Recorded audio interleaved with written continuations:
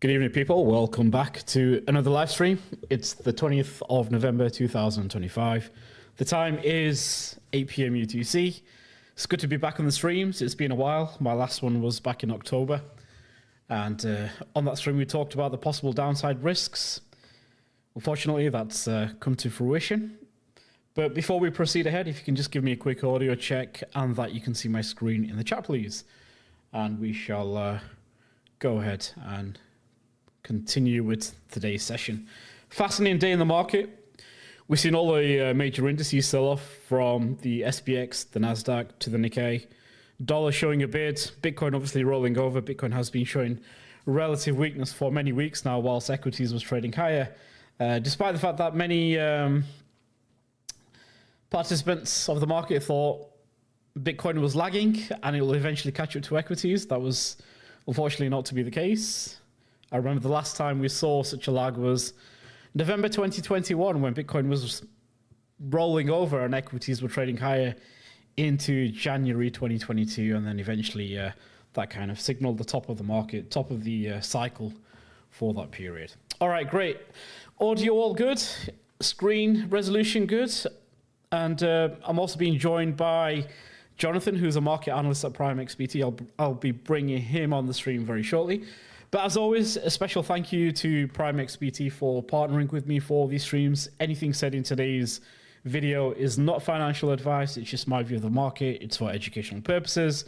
And hopefully, as I've always done over the last several years, I've been streaming since September 2020, just to share my views of the market from a high time frame perspective, keeping it very simple, looking at microstructure, macrostructure, high time frame levels where I wish to do business from a swing perspective.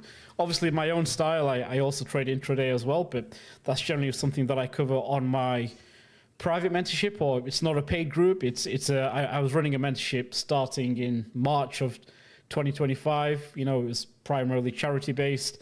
And I've had a lot of people asking me, "Hey X, are you continuing with the mentorship? Are you looking for are there any places available?" The good news is yes, there will be places or spots opening on that, and I will potentially be running that from taking on new members from December through to the end of Q1, and then that's it. We'll call it a day there. But like I said, that's not a paid group. It's probably going to be in partnership with Prime moving forward. So details of that will be coming out on the next stream. So I should be hopefully streaming again in a week's time, and looking to bring on a special guest, which I think you all know who that is in due course. We'll keep it as a surprise now. But before we proceed further, if I can just get Jonathan, are you there to join us? Yep, I'm here doing a little mic check. Yeah, good stuff. And audience, if you can just confirm that you can all hear Jonathan's voice in the chat, give us a thumbs up and we'll kick off on today's stream. So whilst I'm just waiting for the chat to confirm that, what do we think? Do we think the top is in, or is it just a correction before we see 150k? Let me see some comments in the chat. Or where do you think we're going next? Over the next 3 months, year end, where do we end? Do we think 150 is on the cards before the end of December? Or do we think we're eventually heading lower?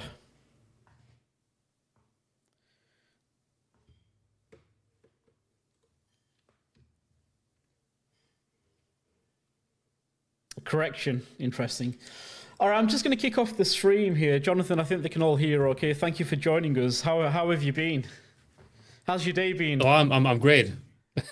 Interesting, definitely interesting. I mean, we started with the S&P 500 recovering quite nicely, and then I went to have dinner.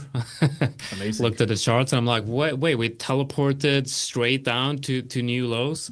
Yeah, it's a very, very interesting days in the market, and I'm sure we're gonna have a lot to talk about here today. Yeah. Awesome. And it was really good catching up with you, Ofer. You've been in the markets as long as I have. 9 years now, isn't it? Coming to your 10th year in trading. But what markets do you generally specialize in? What's your primary markets, where you generally do the bulk of your trading, let's say? Well, so yeah, that's right. I'm coming up to 9 to 10 years now in the markets, and I'm specialized in crypto and forex. I would say I trade forex more than crypto, but my heart is in crypto. I mean, once you go into into crypto and you experience bull runs like we had in 2017, there's no going back. Like you can never go back from a market like that. So I'm always going to be trading Bitcoin and altcoin. But Forex is where I'm trading mostly. That's where I'm making most of my money. Bitcoin, I'm looking at Bitcoin for more of a high time frame, long term perspective, for more investment type of approach. But that's I guess that's the two main markets I'm looking at. Yeah, great stuff, great stuff. So I guess you're primarily more of a high time frame swing trader, is that correct? As opposed to somebody who trades day to day, intraday, scalping. I guess you're looking to trade around the high time frame levels. Correct me if I'm wrong. Yeah, so I'm predominantly a technical analyst. I would say that's my expertise. While I am, interested in fundamental analysis, I try to get an idea of the macro landscape, but it's not. I'm more going through the markets, looking at analysts' notes and things like that, and trying to get my view on that. But where I spend most of my time is in technical analysis, and I do. I'm a swing trader, and I'm focused on the primary trend, right? So if you're looking at Bitcoin right now, we can definitely say that we are on the weekly creating higher highs and higher lows. So that's the trend that I want to be part of. I'm mostly looking at the daily time frame because I think everything below the daily is basically noise. You're gonna get stopped out a lot. You're gonna get a lot of choppy movement, but the daily is clean, it's easy, it's relaxing. So yeah, that fits well with my personality. So that's that's kind of like explains my style. I think what we'll do, no, brilliant. Thank you for that, Jonathan. I think what we'll do for today's stream, hopefully we'll try to keep it under 50 minutes and really focus on the core technical levels. What we plan to do is kick off with the dollar index, and we'll also have a look at SPX, the Nasdaq, and the Nikkei, because I think when I quickly have it, I've just got my screen up, Jonathan, and when I have a look at those charts, to me, I do feel as though there is a shift in the overall regime or market regime. Here we've got a chart of the SPX, right? And what I'm starting to question is that when you look at the charts here for the first time, just bear with me a second. When I look at the charts for the first time, not just the weekly trend. The weekly trend is fine. We've got a level of support here at 6,500, but it's more so the daily where I'm just starting to be under the opinion that we may see more of a sideways corrective market because we've had an extensive rally. We had the Trump tariffs, debacle, the market selling off in February, shallow rally in March before the bigger sell-off. But once we reclaimed this key 5,500 level, the market has been on a relentless rally from the lows for the next, for the best part of 6 months. But, for the first time since the lows of May, the market is starting to show signs of weakness, where now it's a question of, well, look, what's positioning telling us? Is the market likely to remain weak for the next 2, 3, 4 weeks ahead, heading into December? Are we likely to see more of a correction down into this key 6,400 level before we can probably think of a rally later, in December? It remains to be seen. And I think it's not just the Nasdaq, it's not just the SPX. When I look at the Nasdaq as well, it's the same over there. The NQ is rolling over. Again, this 2,500 level has been key for me, but not just the Nasdaq, the Nikkei as well.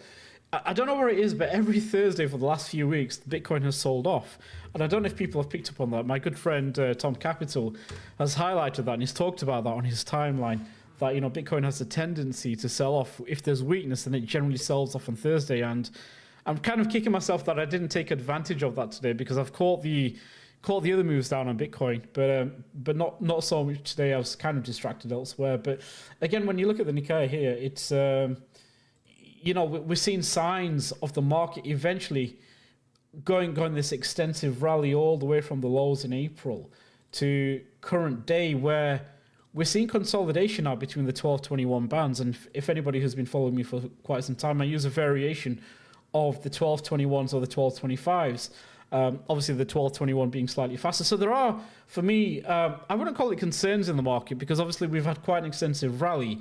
It's just the reality is that there is likely to be a corrective move down. And I think the one thing that you're probably going to start seeing now is calls for a recession or extended bear market. And I think it's too early to jump into that type of narrative. And at the end of the day, even if it is a bear market, even if there is, the R word being thrown around, all that matters is how are you going to action that when it comes to trading, when you look to buying levels, when you look to invest, when you look to trade. And at the end of the day, I've been down the macro rabbit hole. I did very well using the macroecon data in 2021, 2022. Kind of fell off the sideway a little bit in 2023. Perhaps became overly defensive at the lows, but then again, I shorted it from all the way from the highs. But you learn. And I think you've got to find a balance between, what the charts tell you versus kind of the news out there. And the two ways to really think about markets is that markets are either going to be event-driven or structural. And I just get the impression that what we saw on the 10th of October with Bitcoin was pretty much event-driven. Okay, we had an extensive sell-off, big, huge liquidation, and then gradually this whole entire move has been fairly structured, very controlled selling. Obviously, there's a reason of more sellers than buyers currently in the market. But at the end of the day, I think when you really objectively look at the market and you look at where Bitcoin was in March, down at 75, it really has been up only into 125. So, from taking it from 75 to 125, without any real significant correction, this really doesn't come as a surprise. And I think there's a fractal or a schematic that I've been sharing on the timeline and in the Substack group as well. And I've been covering that for the last 2-3 months, that I had my concerns that, look, please don't get too carried away. You've got to start thinking about risks to the downside, because looking at this from a range perspective, the fact that we've, the chart that I shared from last year was we were around about this level, and my projected levels were 125s. Now, I didn't know that the market was A, going to get there, or B, was going to reject from there, but it's always a point of interest. But what really gave me reasoning to become defensive was looking at the order flow and looking at really, there's a lot of buying effort up at the highs. Some of it was induced by shorts being forced to close early, therefore becoming aggressive buyers. But the market found resistance, and ever since we saw the liquidation event occur on the 10th of October. Now, if you go back to my last stream, the very last public stream that I did, one of the key levels that I talked about in depth and with logical reasoning was this 116 level, because this 1 hour or 4 hour candle was the origin of the move down for the liquidation event. Because I remember this 116 being a key zone in terms of the composite value area low. But like I said, once we had the liquidation event, where did price come to? It came back to the origin. And that for me is what was capping the market. And for that reason, I've been looking to sell the market, which I think I've done a very good job of. Unfortunately, I failed to capture this last leg down from 98s down to current day valuation. I've not really caught. So I just want to give a bit of context about what I'm looking at from the high time frame markets, and really when I'm seeing price action here across all markets, I don't think there's a need to really rush into knife catching this. As a trader, it's easy to get carried away, but you've got to respect the momentum and you've got to respect the trend. Could this be a local bottom? Absolutely, it could be. But the one thing I will tell you, and from my own experience, is that when you're trying to knife catch these bottoms, you're going to piss away a lot of money. And by the time price eventually bottoms, one or two things are going to happen. You're either going to get a sharp V reversal, which is a mean reversion, which for me is the far easier trade to take from a selling perspective, because if we get a mean reversion to 97, 98, that for me is a far easier trade to take. Now, I will admit that I have had a couple of attempts at long in the market. 1 or 2 have worked out, short term, intraday, 1 or 2 have run me over as well. So pretty much all the effort for not much gain.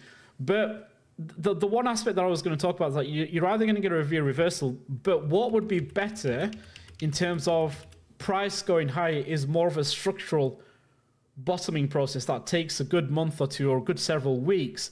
Because once you build that base, that really gives you something to propel from continuously higher, where you get every corrective pullback then is a higher low into another higher high, versus if this just V reverts back up, I think there's a very good chance that you can become a seller of this, looking for price to come back down. Whether it's a higher low, whether it's a lower low, remains to be seen. But I just wanted to quickly give a TLDR of my thoughts of the markets before I bring Jonathan on board. And Jonathan, I'm just going to bring your screen up now.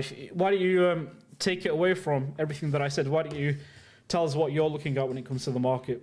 Preferably, we'll start off with Bitcoin. Right. If you just want to minimize, so, first of all, sorry, if you just want to minimize your watch list. The watch list. Yeah, sorry.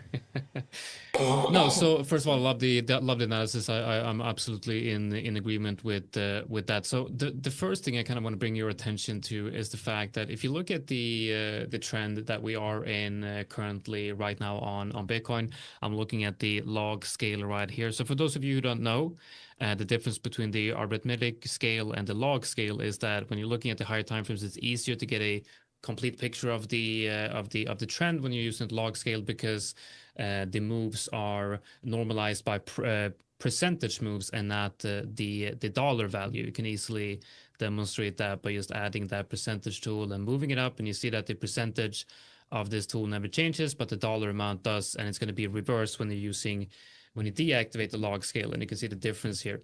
So when I'm looking at the higher time frames and the longer time frame moves, I want to activate the log scale to get a feeling for the power of the current move. And we can very clearly see here that we had one impulse. I'm not trading Elliott waves, but I'm using the word impulse move because I think that kind of makes sense in this move. So we get that first bottoming action right here, kind of break structure here, and then another strong push to the upside.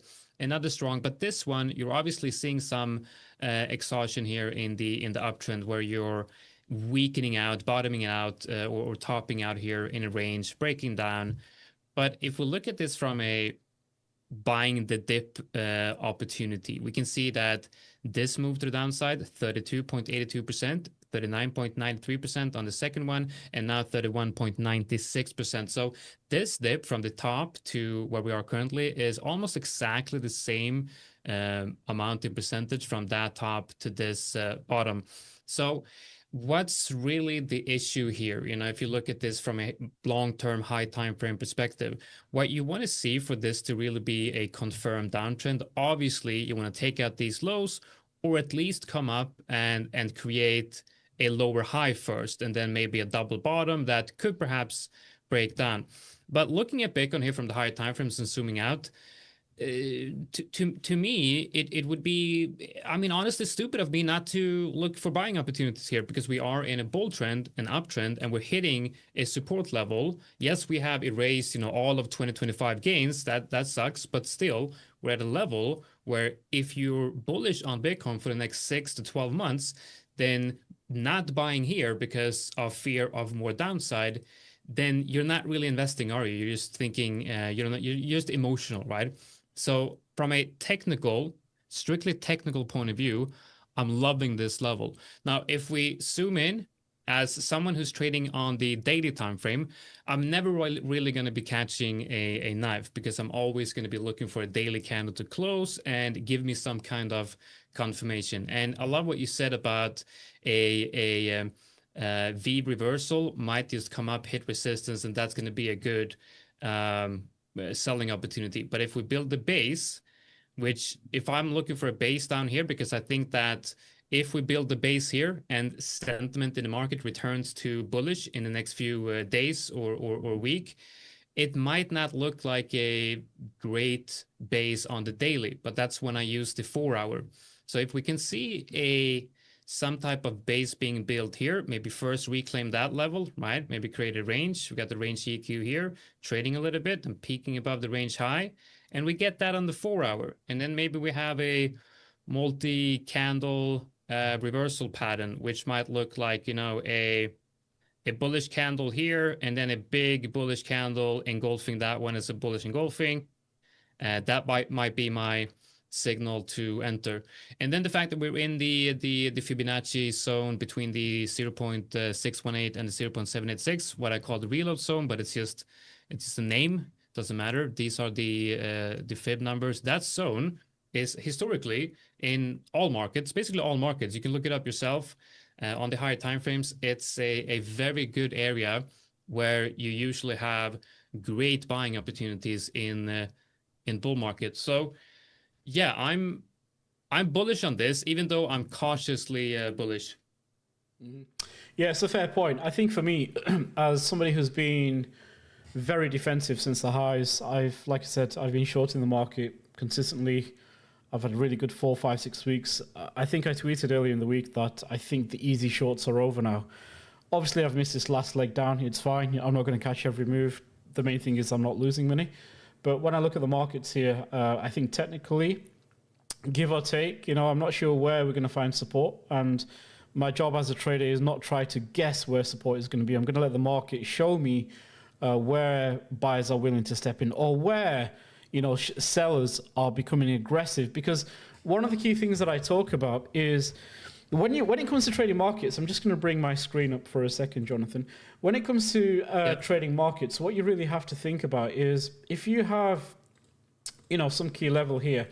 Sorry, let me just do that again. If you have some key level, essentially what I'm looking for is that, look, price often comes down into a zone, okay? And you get a low time frame swing fill. Buyers start piling in, okay? They start lifting the offers.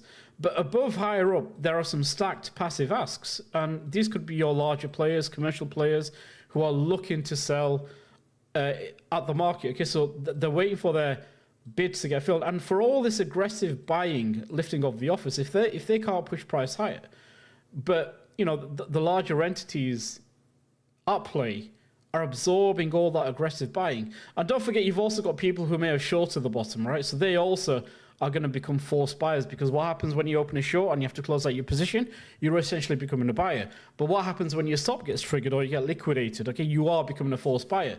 And so what I'm really looking for is if there is a large aggression of buying, but the market can't seem to push any higher, then it's very likely that the minute this starts coming down, well, whoever was long from, say, this level, and whoever's long from this level, well, he's got his stop there, and he's probably got his stop there, okay?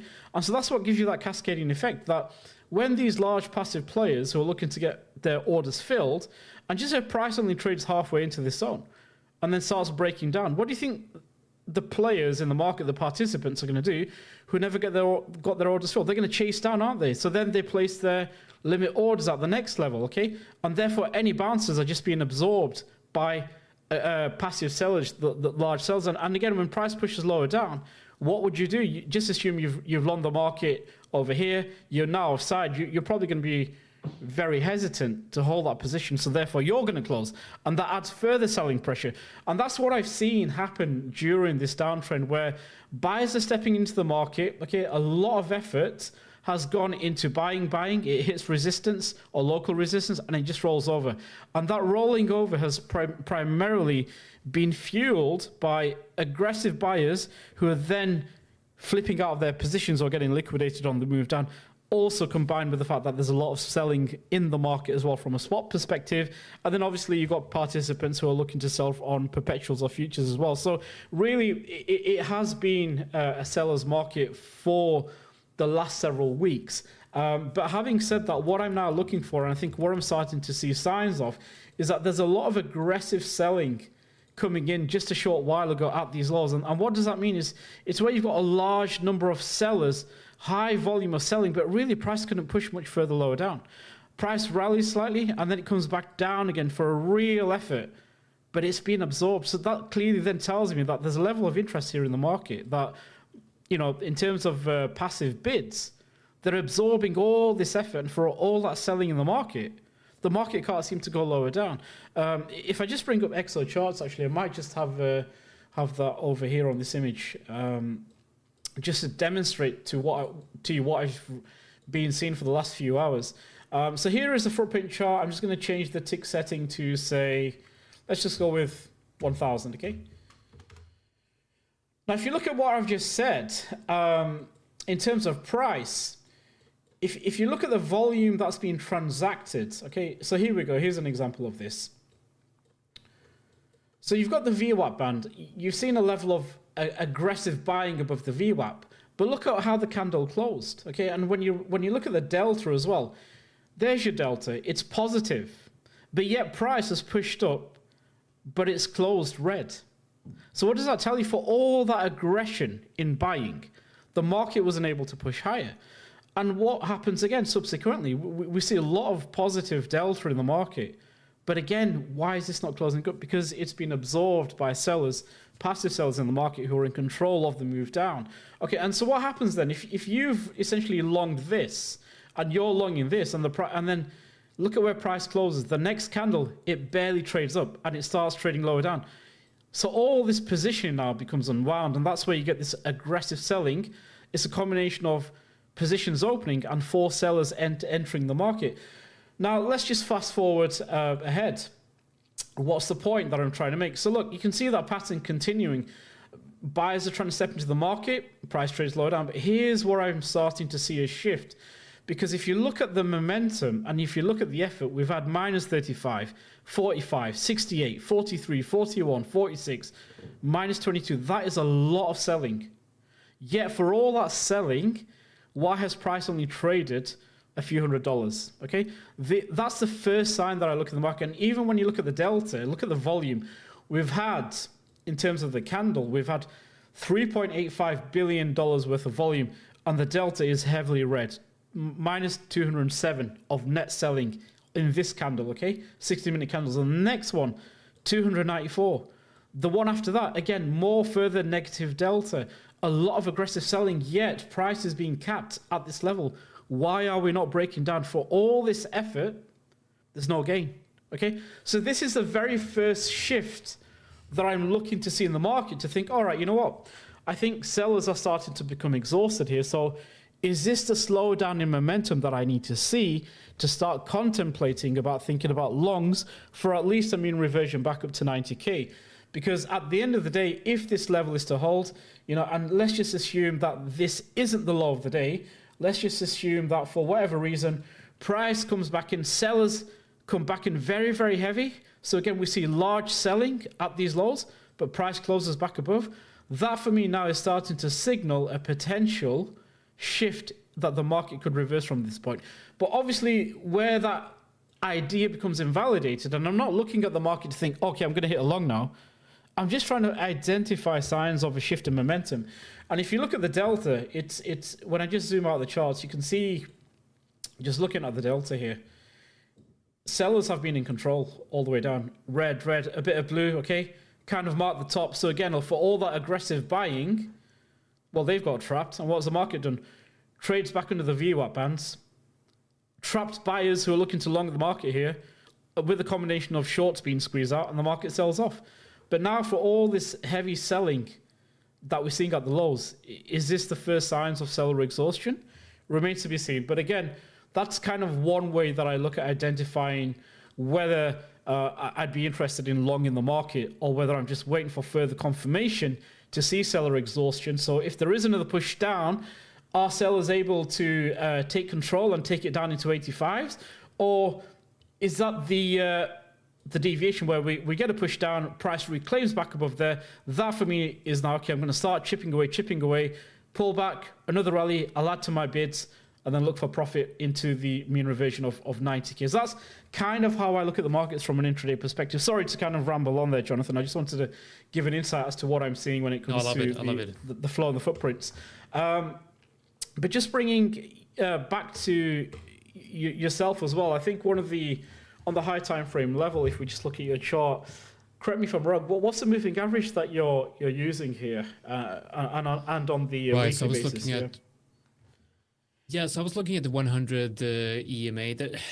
So looking at from a statistical point of view, obviously, you know, in technical analysis, what we're trying to do, we're trying to look at price history and then look at patterns and not expecting, but you know, viewing the markets as we would view the weather as a weather forecaster. But there's not a lot of statistics on this. But this is the 100 EMA, and basically what I tried to ask myself is, do we have any exponential moving average or simple moving average as well that kind of was the last line of defense before breaking down completely in past bull markets where we, you know, mark the entry of a bear market. And of course, we're looking at 2017 and 18. I mean, not really sure if this is we can use this because we've already already dropped 70% here. But you can see at that level when we broke down completely, we went all the way from 6K to, man, I remember that, all the way down to 3K, I believe. Yeah, that was painful. And that was very painful. when, yeah, that was insane. That was crazy. I thought honestly down here that it was over. It was over. I honestly thought that, yeah, there's not going to be a new high. Bitcoin, crypto, it's over. And then of course you start thinking that, and we have that. But that's so that's the 100 EMA, and I like the way we're hitting that level right now. But does it make sense? I don't know. It's just an interesting observation that I'm watching here. I just want to go back to, you looked at order flow, and I must say I think that's incredibly impressive. And for those of you watching right now, I think you want to learn that, and I'm going to go into your mentorship, and I'll have you teach me that, because I feel like, you know, we got price, everyone's watching price, and then we have indicators based on price. But volume is very underrated, because volume is that second layer that we're not seeing in price. But if you can learn how to combine price and volume, you have a significant edge over other market participants. So that's definitely something I'm going to be, when I'm done with my CMT studies, definitely that's going to be my next thing that I dive into. I love it. For me, volume has always played a large part, but I think, again, order flow isn't some magic formula. It's not going to give you a massive edge. I think order flow just kind of helps you read the microstructure in the market. So if you want to get really nuanced and figure out what's actually happening at level, as opposed to some ICT order block guru wizard who's going to tell you there's a liquidity grab under this low, but that when price takes that low, why does it roll over thereafter? It's well, number one, it probably wasn't a liquidity grab, but number two, it's really about understanding the flows. So and I think that's what, you know, people think order flow is complex. It's not. It's just looking at the volume transacted at a given level, and there's various ways you can use various volume metrics. There's fixed range volume profiles, there's periodic volume profiles, there's session volume profiles, there's footprint charts, you know, you've got your VPVR as well. So for me, it's just a nice way to measure the amount of effort in the market at a given level. That's what order flow essentially is, because what moves the markets, when you trade, when you execute a trade, you're adding to that volume for that given session, whether it's net positive or net negative. That's the delta, okay? So it's really trying to ascertain who's actually in control of the market here and what are the flows telling you. But really where I use order flow is at those key inflection points. Okay, so when price comes into a level, going back to my olden days of 2019, 2020 Trader XO, here's a demand zone. I have no idea if it's going to stick or if it's going to give me a reason to go long and short. But at the end of the day, what I've tried to do is incorporate order flow into my trading of futures markets, not so much altcoins, but more futures markets, just to give me that slight 51% understanding of reasoning that, okay, I think I have more reasoning now to actually execute a trade. And it's not just about trade execution. Sometimes it's also using it on the inverse of that, reasons to get out of the market. If I see aggressive selling in the market and I'm long, because I took a loss earlier in the week on Bitcoin, I long 94s and I cut my trade at 93.7s. Why did I do that? Because I could see that for all the aggressive buying, price wasn't going nowhere. Or when price rolled over with traders then unwinding their position, so basically longs were closing out, which is fueling the move lower down. That tells me this is really weak. I have to get out the trade.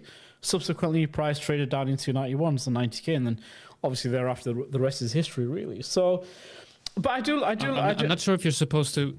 Sorry, but I'm not supposed to. Are you supposed to sharing your screen, because we're getting a lot of comments on saying that they can't see your screen? But I'm not sure. I was just talking basically high level from my thoughts. But I agree. I think this level is honestly this is probably the first level that I've really been interested in from a, let's just call it a swing trade perspective. And like I said, I'm not rushing into the market. I think I'm just going to let the market settle. We probably will see an aggressive bounce for a good $2,000-$3,000 higher. That's going to be a combination of longs chasing, but shorts closing out as well. So that's what generally drives these sharp V reversals, is when late shorts are piling in or shorts are covering. If anybody's been short from 98, 95s, or even 90k or 89, then I'm sure they're going to be looking to take profit, and that kind of adds fuel to those sharp bounces that you normally get in a bear market. Well, not I wouldn't call this a bear market, but in a downtrend, let's just retract from that. I don't classify this as a bear market.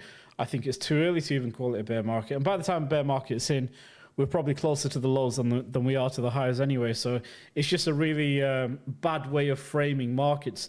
What I really think about is price at value, and I think short term, in terms of, like I said, I've been selling the market for 6 weeks. I look at the market now, and I think, there's a lot of fear. There's a lot of fear and sentiment, in terms of the timeline.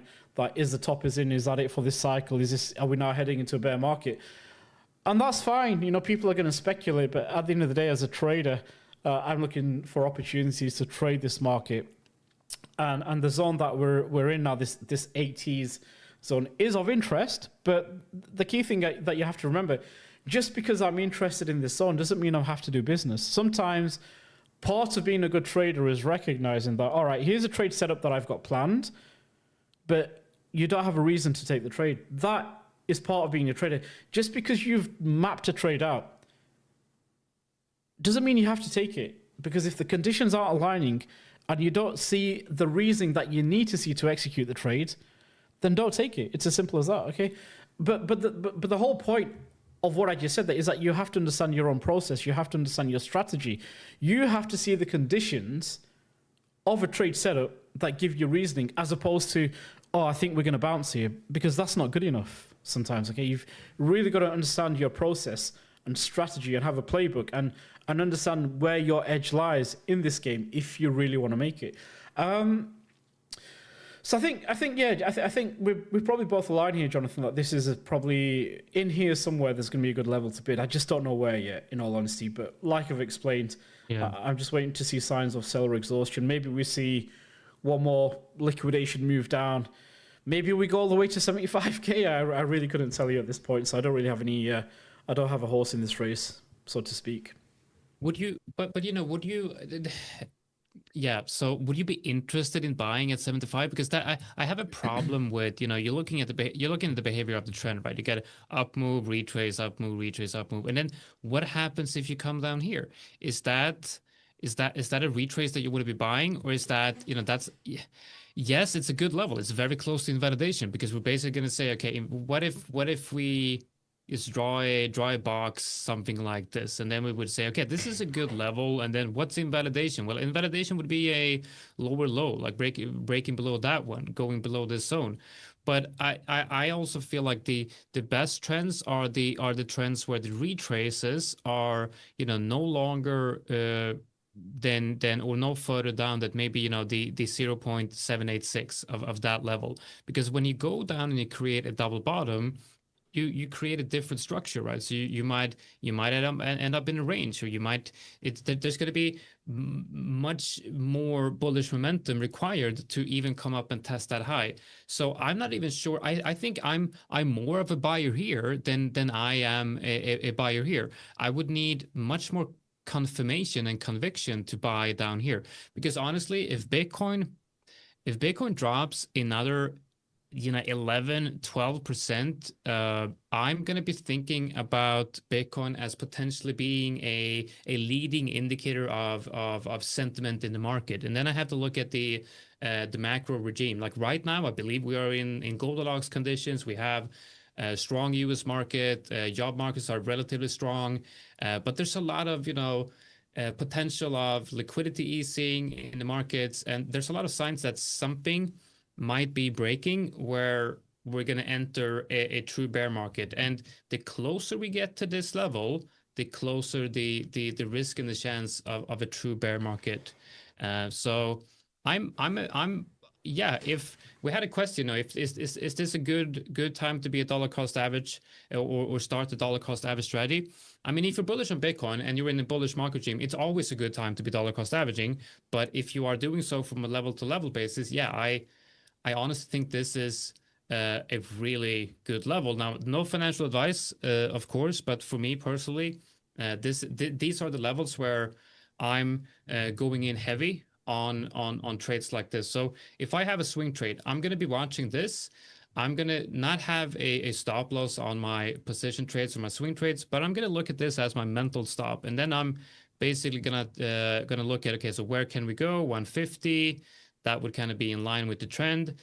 So even at these levels, that's a 5-hour trade from a investment point of view. If I'm risking a significant part of my portfolio here that I'm willing to risk on Bitcoin long term, above 5 hour, to me that's extremely good risk to reward.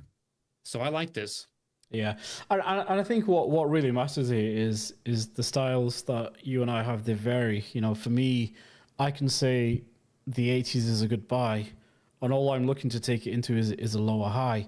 And for me, where that lower high is will ascertain my overall view of the market. So I've explained kind of what I'm looking for. If it's a V reverse up into 80, 97s, 98s, 100, wherever resistance is formed, if it's a sharp reversal, then I will be looking to sell that. So I don't really view the markets from a point of view where this is bullish or this is bearish. I just think, look, 6, 7, 8 weeks ago when everybody was bullish at the highs, I was very, very cautious.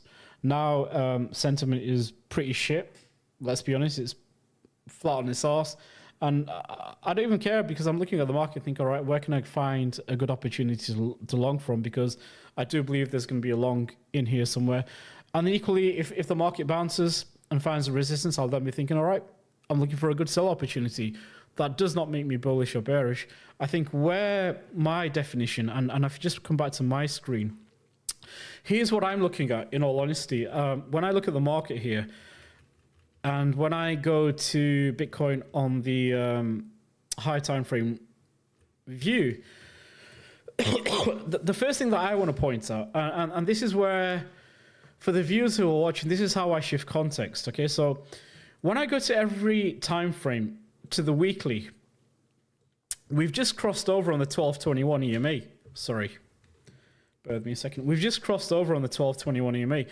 Now, just because we've crossed over doesn't mean, all right, it's time to be bearish, because you have to remember, moving averages are just a derivative of price. But what's fascinating to me in this instance, which we've not seen happen this cycle, is that every time price has traded below the 1221, it's been a very shallow basing of price, just hovering below the 1221 as far back as October 2023. And then the next time after that, again, what does price do? We start trading below the 1221 bands. But the key thing here to really take note of is the trajectory of the bands. It's not like they're rolling over. They're just trading sideways, okay? This, to me, and I talked about this in detail in 2024, many analysts assumed that this is it. This is the high in Bitcoin because there's a break in structure. We've got a high, we've got a higher low, but now we have a lower high into a lower low. Therefore, this is bearish because there's been a shift in microstructure. My argument is this shift of structure does not really matter in a range. You will absolutely get this wrong, because in a range you're going to get periods of lower lows and lower highs, and then a higher high into a higher low, then it shifts back into a lower high into a lower low. That is range bound trading, okay? A range is that. It spends a large amount of time trading from support to resistance, resistance to support. It's that bracketed rotational environment, okay? And that's why when you look at the moving averages in this instance, they weren't at any point rolling over significantly. And the second thing that you really have to pay attention to here is that, all right, price is trading below the bands, okay, the 1221 weeklies, but has it really extended away from the bands? And there's a concept referred to as one-time framing. And one-time framing is what you see in a trending environment, where let's just assume this is any periodicity, right? This could be a 1 hour candle, a 4 hour candle, a daily candle, but this is one-time framing. And what you noticed with each candle, it's just a clean trend down, okay? At no point did price ever do this, where it pushes up and then it pushes down and then it pushes back up and then it pushes down again. That's not one-time framing, okay? That's just rotational price action. And so when you look at the context here, what do you see? You see that type of price action here. Pushes back up, trades back down, pushes back up. That's not a clearly defined trend. And then the same happened again in June 2025. What does price do? It breaks below the bands, okay? But again, we had the one expansive candle down. But was there any real continuation? No, there wasn't, okay? What does price do? It oscillates up, gravitates back down into a rounded retest of the lows. It was essentially a range-bound environment. What does price do? It hovers just below the bands. It's not expanding below, is it? This is the key difference that I see from these three instances to where we are today. So in this instance, where price has, again, look at the trajectory of the bands and the loss of momentum. Price is slowing down, as it did here. It's doing the same again. But in this instance, we got one expansion down, backfill, two expansion. And if you look at the current weekly candle that we have, okay, this is another reason why I've not really been looking for spot buying opportunities, because look at this weekly candle. We've barely backfilled the previous week's candle. This is a sign of weakness, and it's the same on the way up. When you see markets pushing up like this, expansion from this consolidation here, okay, that's the impulse up. But look at this candle, the next candle. It barely backfilled the previous week's candle, and then price consolidates. This week here opens up. Does it trade significantly lower down? No, it doesn't. It continues rallying, okay? So in these trending environments, you have to flow with the market in the right direction. Now, when I look at price here, this is another reason why I'm not just rushing into long short, because we are seeing that notion of one-time framing. If you go to the daily, you can see it very cleanly here. Lower low, lower highs, okay? And again, is any candle coming back up to take out the previous day's wick, or even a final acceptance above it? No, it isn't, okay? So until that happens, you know, there's two ways to really trade this. You can trade this aggressively, like I probably will do, or you can wait for the confirmation, which is let price come off its trend, push up, okay? Then back down. And what do you find? You then find that this momentum is now becoming a trend. Is coming out of a trend and developing some form of range. Whether this is compression before continuation lower down remains to be seen. Whether this is consolidation, okay, before we see a reversion back up, remains to be seen. But the point is that you're going to piss away less money waiting for this environment to then start framing your trades, knowing that instead of knife catching this all the way down, you can wait for a shift in environment, because there will eventually be a pullback. Then you can look for the breakout as a continuation play higher, okay? But if you're trying to swing trade this from here to the all-time highs, I think in this condition it's difficult. But good luck to you if you can pull it off. I'm not saying it's impossible, but I think just from a trading perspective, is that I know that after an extensive sell-off, one or two things are going to happen.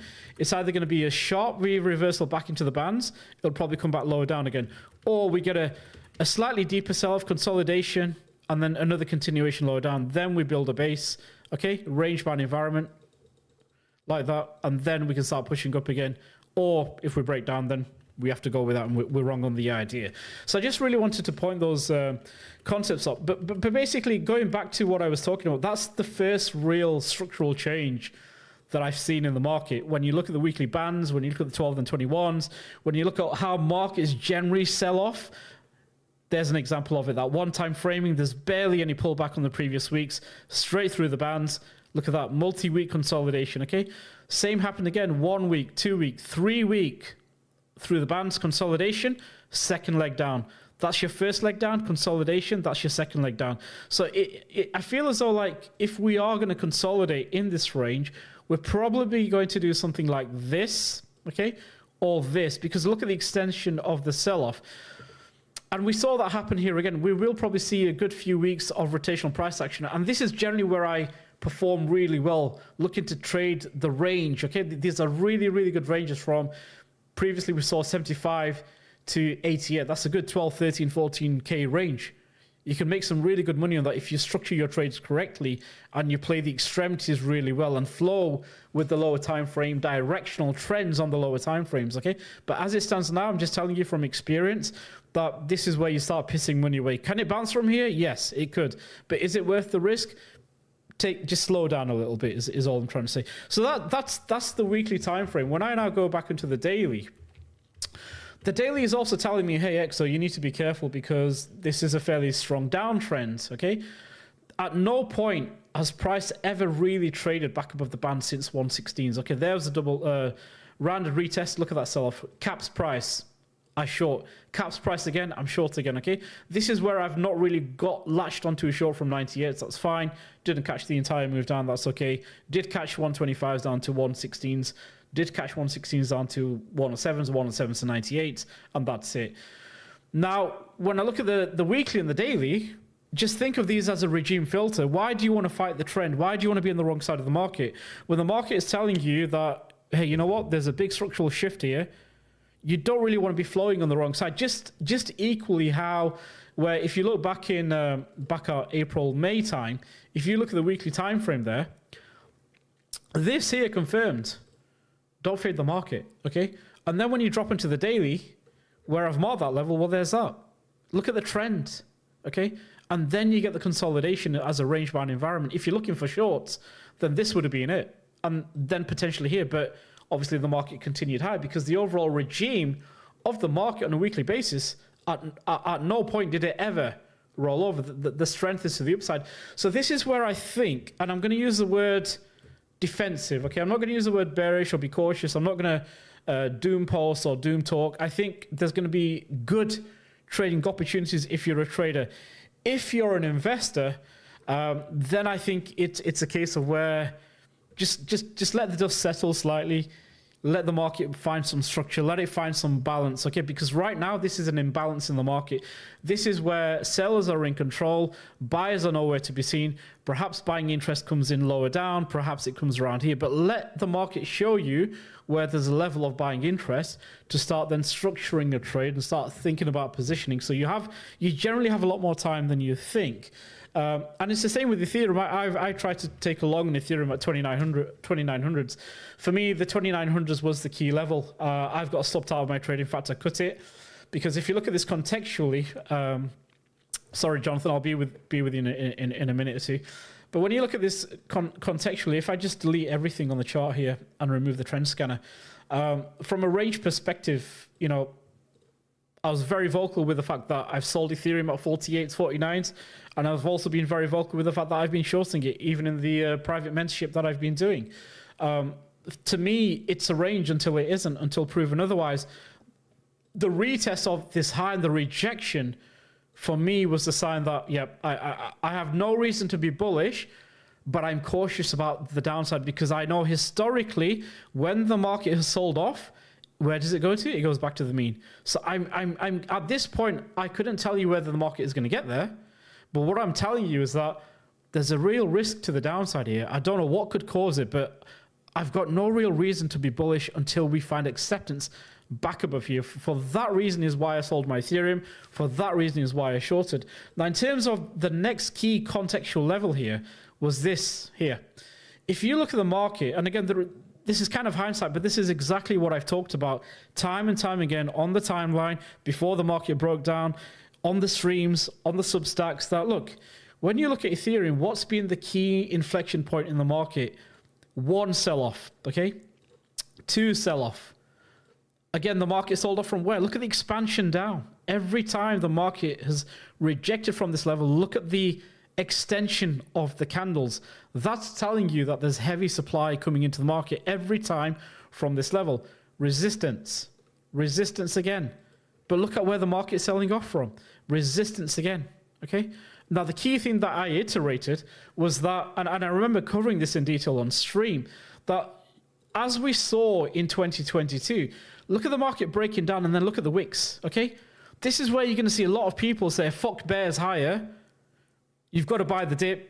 Bears don't have a, bears or whatever, right? And the same happened here. It was the same sentiment. Fuck bears. This market's going to go higher. We're not breaking down this level. But look at how many times price wicked in this zone and rejected from 42s. Okay, that 42 level is what was key for me in terms of capping price.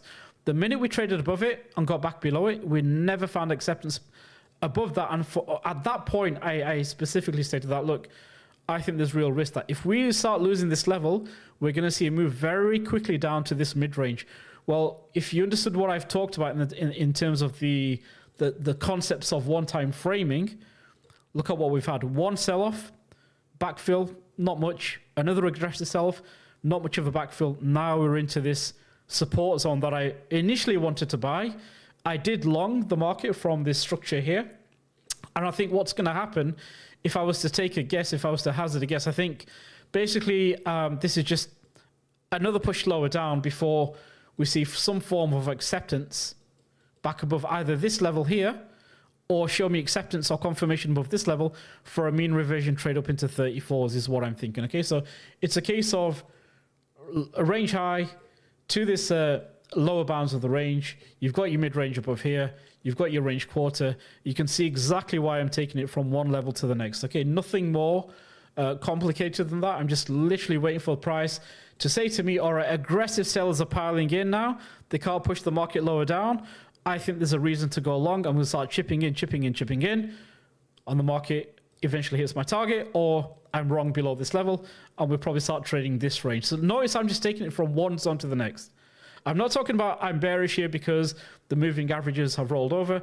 But yes, you have to understand the context, because the context here is telling you that you're pissing against the wind if you're trying to long, okay? The only time I'm going to try and long is when we get a real extensive push away from the moving averages, or a push away from what could potentially be considered as a mean reversion trade. So let's just assume we get one more candle and the moving averages are here. I think there's a good chance that we could revert back up into the bands, okay, before we get a corrected move again. Maybe we build a base, maybe we see continuation lower down, to be confirmed. I don't know the answer to that, okay? So I'm just trying to share with you my thought process. But going back to the original notion of Bitcoin, you look at the weekly, you look at the daily, I just think that you don't want to be fighting the trend. Let it consolidate, let it build some form of structure at some key level, and then we can really start thinking about, all right, how can we now start taking trades in the market for what is developing in front of us, okay? And you can even drop down onto the 4-hour time frame. The set of moving averages that I'm using here is the 1221 EMA. At what point did the 4-hour 1221 cross over? Okay, so I kind of traded against myself here when I took a long from 91. Okay, was it 91? No, it wasn't. Was it? I think it was up here. Sorry, it was 94. Sorry, 94s. Got to 96, straight into the bands, rolled over. Okay, I cut the trade. That was it. Once we got below the yearly caps price, look at the continuation of the trend. So sometimes it's just following the simplest of systems. If you've got a shit system, maybe you don't even have a process or a system at all, use a moving average, use a set of moving averages. It will keep you on the right side of the market until it's time to shift context. Even on the 1 hour, there's nothing in here that is suggesting that, you know, I want to aggressively get long just yet, because every time we've bounced above, rolled over, sell off. Bounce above, roll over, sell off. Okay, same again, bounce above, roll over. Look how short-lived price is above the bands. Every time. That's telling you that there's weakness in the market. Okay? Every single time on the 1 hour, it's very short-lived. Now compare that to an uptrend. Okay? On the uptrend, you're probably going to see the inverse, where it's going to be very, very short-lived momentum in terms of selling opportunities. Once again, look at this. Market long spends a very shallow amount of time below the bands. The minute it gets back above, flow with the trend, okay? Until you come into high time frame resistance. And that's where those ranges come into play, those high time frame levels. That, look, if this is a range, then what's the key here? Despite the fact that I've shown you that the trend was bullish, okay, at this level here, where's the shift in context? Well, look at this. You've potentially got a 1, okay, 1, 2, 3 drives into the highs. And I can confirm this, looking at the footprints on the order flow, aggressive buying at these highs unable to push price significantly higher. What does price do? It breaks down. Look at the shift in context, okay? Look at the shift in context. Why was this important? Because we're at this key inflection point. So again, when we look at current price action here, I just feel as though we're in no man's land, okay? I can't gauge anything from this level. It's just in midair for me, okay? It's coming into a level of local support, which is this cluster to the right. But other than that, is this level going to stick? Is it going to hold? As a price action trader, you don't know. You can play the probability that it might, but you don't know. But for me personally, I want to incorporate the order flow, and then I'm waiting for the shift in context on the low time frame moving averages to say, okay, this is now setting up for a mean reversion back into the high time frame bands and I'll take profit. All right. So that's kind of my logic of reasoning here purely from a trading perspective, not as an investor, but currently as I look at the market, I think we do have quite a bit of structure to build, and that isn't going to happen overnight unless we get a V reversal, which is then, just in my opinion, a mean reversion type of trading. Okay, so you have to understand the structure of price and understand, is this a structural change or is this just a mean reversion trade? Okay. Yeah, that was great. No, thank you. Thank you, Jonathan. Let's move over to. Should we shift over to currencies? Just have a quick word on dollar and euro, because I think the dollar is really fascinating where it's coming into. And I know you've got a short position running on euro USD, haven't you? Let's see. Yeah, we can definitely take a look at that. But before we do that, I just want to quickly just give a minute or two to Ethereum here, because I was looking at this, and I was looking at this first from the arithmetic chart, and basically looking at this and seeing like, well, it says it's a massive range, but adding the log scale, can I get a feeling for the range? It feels like we've been in this massive range since the end of 2021, and from the weekly perspective, this to me looks disgusting. Like, honestly, I don't really know where the trend is, where the move is, whatever. So this to me, when you enter that type of environment, what I'm looking at is I'm thinking mean reversion. When we look at Bitcoin, I'm thinking trend following. When we look at Ethereum, I'm thinking, okay, mean reversion here. So what can be the mean price of this or the range? And what I'm looking at is basically this. And what we have is, I think I have to remove the log. Okay, so this is on the log scale, so you see that it's not completely equal. But what I'm looking at is this. So I think we have this as a range. I'm looking at this as sort of a deviation between range low or below range low, deviation above range high, and then this is a range GQ. If we reclaim this range GQ, then I'm going to be looking at higher levels, maybe up to range high, but we are below range GQ right now. So this is definitely a sign of weakness. And if we go into the daily and we see failure to reclaim this and maybe start moving like this, well, then it's going to be the range lows. So yeah, and then what does this tell us about the overall crypto market? So if Ethereum is going to go down to 2,240, where's Bitcoin going to be? So and I also like what you talked about with Bitcoin. You're looking at the momentum of the current move on the weekly, and that momentum is so strong to the downside that you want to be looking at a clear reversal patterns before you go long. You just want to quickly touch upon that. You mentioned the dollar. Okay, so let's switch over to the Dixie here, the dollar currency index. So basically what we have here on the dollar is a massive uptrend that we've had since the great financial crisis in 2008. There's also, I can't show it now, but there's a lot of seasonality patterns showing that the dollar has, I think it's around September, November, or something like that. I think it's a 80% chance of bouncing, so that adds a little bit of that confluence to potential bounce here. But what I'm looking at is a very big range where eventually I see the dollar trading. Now this is a huge range. We're talking all the way back from back in the 70s. So we're looking at dollar to continue potentially trading within this range and maybe come down to hit the the average price or the mean price of this overall range. But before we do that, I do see a significant opportunity of seeing dollar strength, especially if we break above this level. And as you guys know, the dollar currency index, the Dixie, is inversely correlated to Euro USD, because Euro USD is about 60% of the basket of currencies. So if we go to Euro USD, you'll see that long idea will translate into a short idea on Euro. And here's a pretty good explanation of what I talked about in the beginning when I said I'm more of a swing trader, long-term trader. I'm looking for the cyclical moves in the market. So I'm basically looking at the market from the perspective of identifying if we are in a range or an uptrend? And if we're in the range, is that distribution or accumulation? And if we're in a trend, is that a bullish trend or bearish trend? So here we have a clear sign of distribution. We break the lows of the distribution range, and that we are looking at a over almost 2,000 pips to the downside, a 17% move to the downside. For those of you who are not trading the Forex market, a 17% move to the downside or 2,000 pip move to the downside is insane. That's absolutely insane.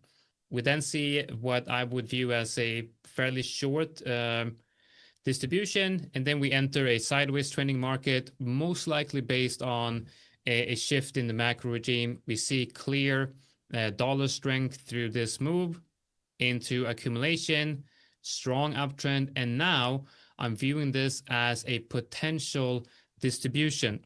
And this, of course, aligns with the dollar currency index, because if we add this here and we flip the chart of Euro USD, you will see that it's basically the same chart, right?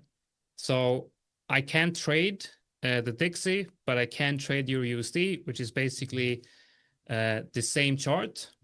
And that's what I'm doing here. So I'm betting on downside on Euro USD. I'm looking at, I just secured this trade. So I've been holding this trade for a week now. Just move my stop down below, above that high. Because if we break that low, I believe we're going to come down to what I believe is range lows. But if we break above that high, then we probably have a return to the sentiment that we had a couple of months ago, with everyone being super bullish on everything, the AI and everything. Everyone just bought everything, invested in everything they could. But I think that's might be a pause on that for the next 2-3 months or so before we go into a full-on bull market again.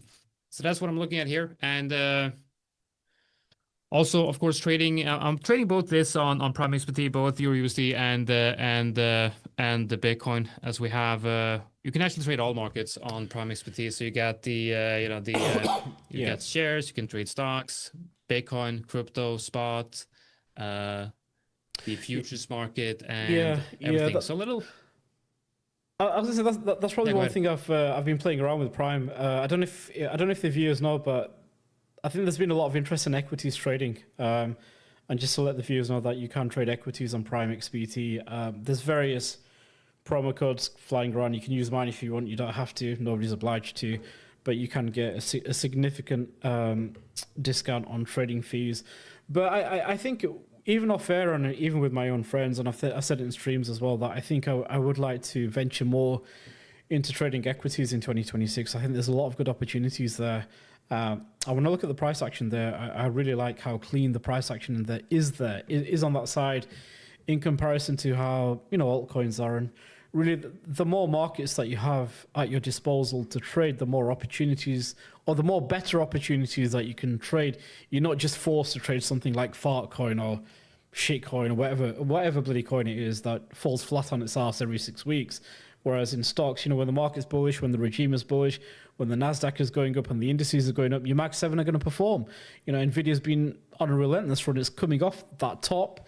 But the point is that, where do you make the most money? You make the most money in a trending market where momentum is trending to the upside. And unfortunately, you've all been in the crypto space for quite some time. And, unless you're in the trenches playing around with $500,000, $1 million shitcoins that go to 10, 20 mil, fair play, that's certainly one way of doing it. There's nothing wrong with that. But if you're looking for slightly more liquid plays, it's kind of frustrating in the sense where I've talked about it with Zcash. I've really enjoyed trading Zcash because one, of the momentum to the upside, but two, there's great selling opportunities to short the market because of the liquidity as well. And it's a real shame that the majority of the alt market is just pretty much flat on its ass. I mean, I think I saw somebody in the audience ask me about Solana here. So what's your thoughts on Solana? My thoughts are my thoughts were many weeks ago that it looks shit. It continues to be shit. But it's now coming to a level of interest. Why? Because again, when you look at this from a very simplistic point of view, let's just say high time frame levels. Let me get rid of this. Let's go to the weekly. As far as I'm concerned, when I look at the Solana chart here, it's essentially coming into support. We've had the range highs. Why people were getting bullish here is beyond me. Again, I had my concerns. This is a significant range high into a significant range low. That for me now is where I've been bearish. And now again, like as per the tweet I said, I just don't think the easy shorts are there anymore. We are coming into a level of demand. Whether we break through this remains to be seen. If Bitcoin's going to go to 82s, then I would say there's a good probability that Solana, and I'm still waiting for this to do this actually, I think there's a good possibility that Solana might come out and take out these lows here, okay? Let me just move this slightly lower down. Okay, there's one low, there's another one. If Solana can take out those lows and Bitcoin trades into 84s, I think that gives you a very good setup. For a mean reversion, where? Back into the mid-range. So I'm really looking to take it from, if this is the low in the market, I'm going to hit the right-hand side of the V, okay? The right-hand side of the market, that's the backside, from 125s, and I'm looking to take it to 150s, potentially 160s into this supply zone, okay? That's all I'm looking to do. And so if Bitcoin does push lower down and Ethereum does push lower down for one more leg, then I think there's a good chance that this trade actually sets up.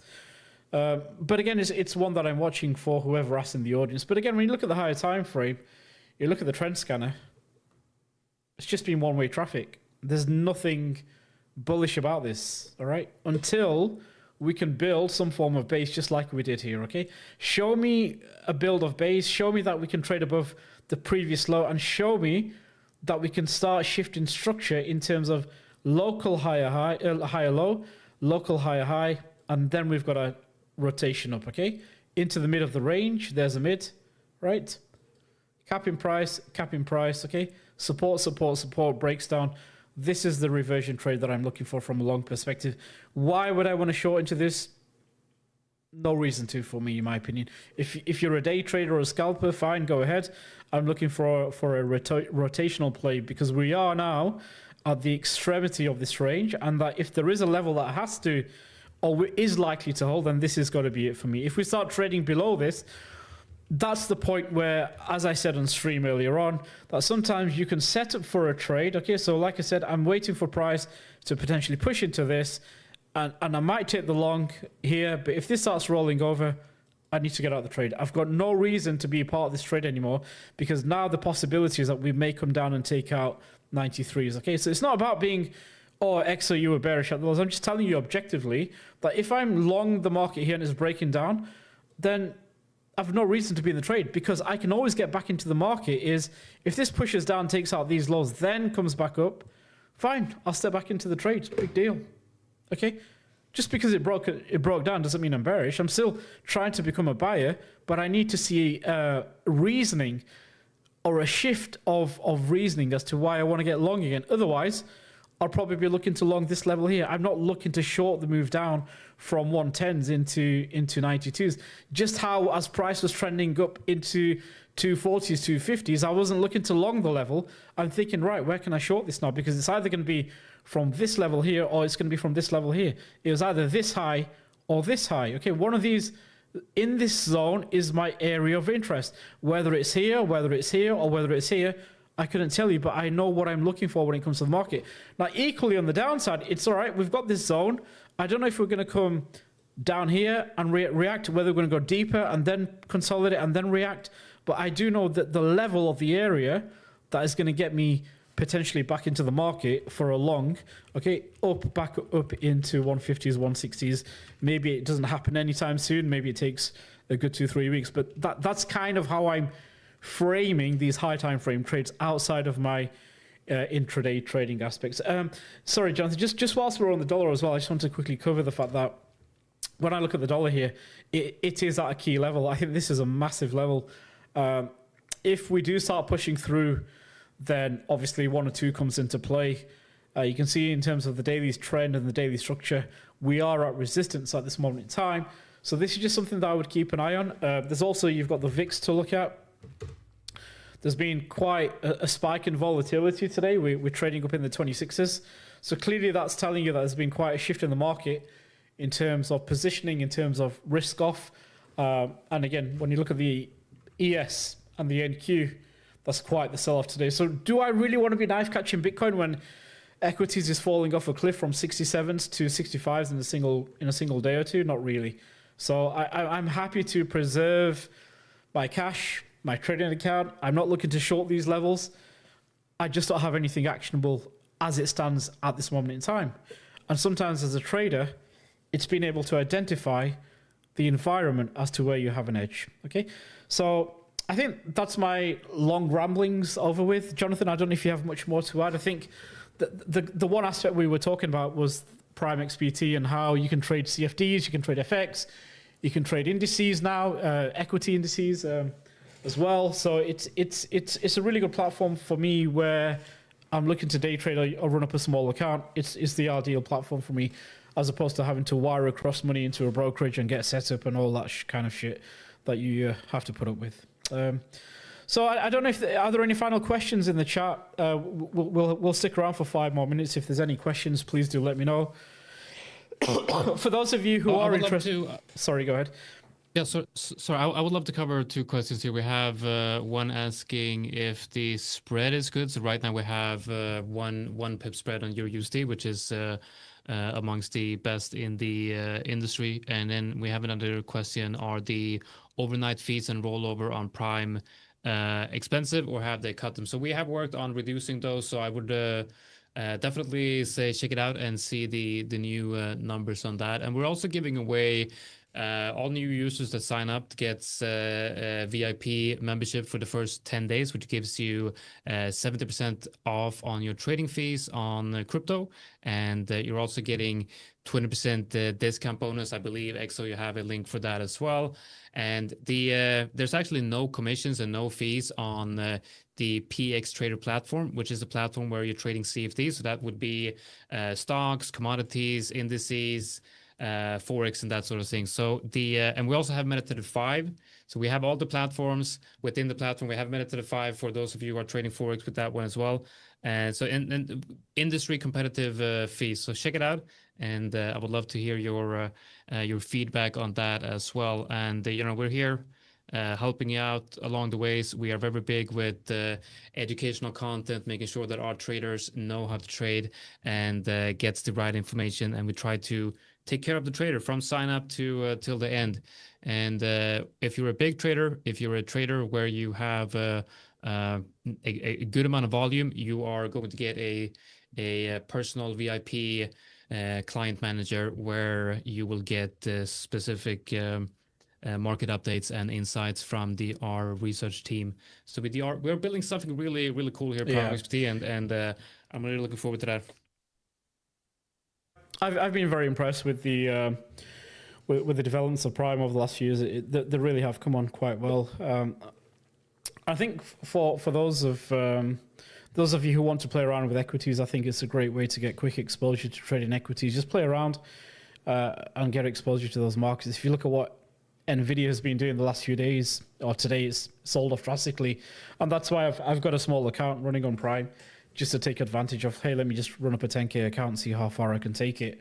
The last time I did that, the last time I ran up a 10K account was in November 2022 on Prime, where I took a 10K account to 50K in something like 40 days. Nothing degenerate, but because we had so much FX volatility, if you guys remember the UK gilt crisis during that period, that was in February, March, and then obviously prior to that, when the pound fell to, I think it was when the pound fell to 103s, 102s, that was a great opportunity that I longed the market from 103s up to 110, so that was a big trade for me as well.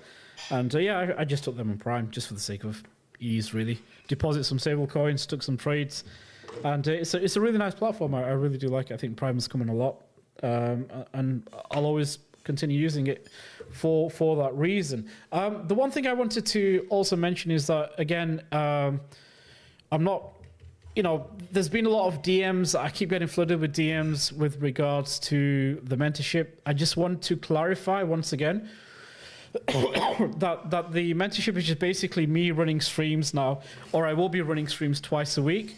Positions or spots will be opening from next week. Next Wednesday, I will be hosting another stream, and I will have more details about if you want to join the mentorship, then you absolutely can do. It doesn't cost you anything. It's in partnership with Prime XBT, which I'll explain, and that will run from December through to the end of March. You'll have access to all my mentorship content, which I did for the charity members.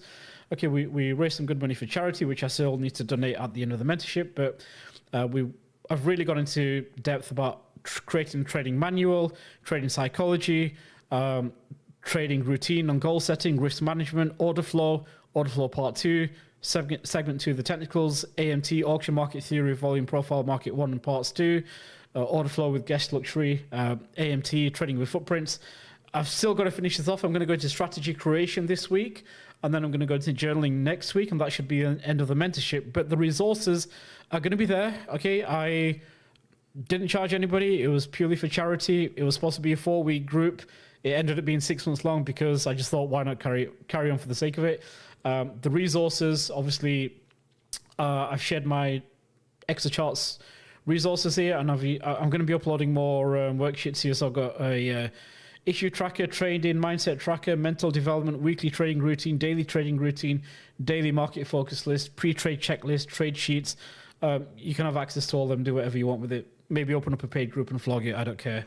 But that's kind of all there. So if you are interested in that, and obviously I run market reviews generally once a week, but from December through to January, it will be twice a week. And I generally try to share actionable trade setups. And not only just trade setups, but trades that I've taken, and I explain the thought process, the logic behind them, the reasoning behind them, as opposed to, oh, look, here's a rectangle, it was demand zone, so I bought. It's far more nuanced than that. I cover the order flow, the market profiles, I look at the DOM and the ladder, and I explain the reasoning as to why I took the trade, what I looked for, what I saw. And then I also cover trades that I got wrong, because as part of trading, it's about being a good loser. I'm not going to win every trade. My win rate is 56% at this moment in time. For Q4, my win rate on my intraday account is at 56%. On my slightly higher time frame account is probably 68%. I've got slightly chopped up these last few days, taken one too many trades, so it's probably going to be hovering at 65%.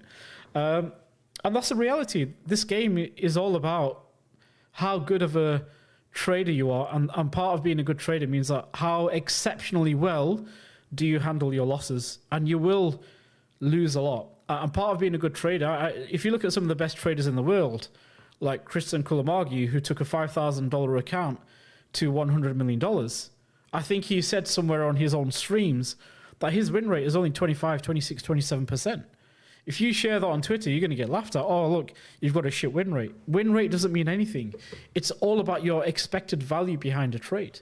So when you start understanding the maths behind trading, the probabilistic ways of thinking of trading as a career, you then start changing your mindset to realizing that, you know what, losing is part of the game. It's making sure that your losses are very, very small and that your wins exceed your losses.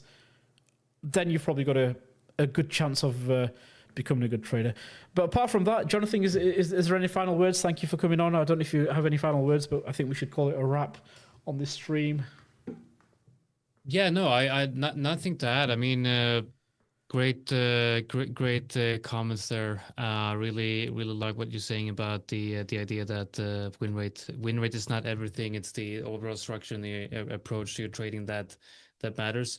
I would like to thank you and for inviting me, and thanking everyone for watching. And I do see that you have a very engaged and active community, and really good to be following along here in the chat as well. And yeah. Been a pleasure to be here with you guys today. No, thank you very much, and thank you everybody for tuning in. If you could kindly just hit the likes, leave a comment, troll me in the comments if you want, whatever you want to do, just anything really. But if you have any questions that I didn't answer, please leave them in the comment section. I'll try to address those on the next video, which is next Wednesday. But apart from that, God bless, take care, and good luck with your trading, and I wish you all the best. Thank you very much for tuning in, everybody. Take care. Thank you.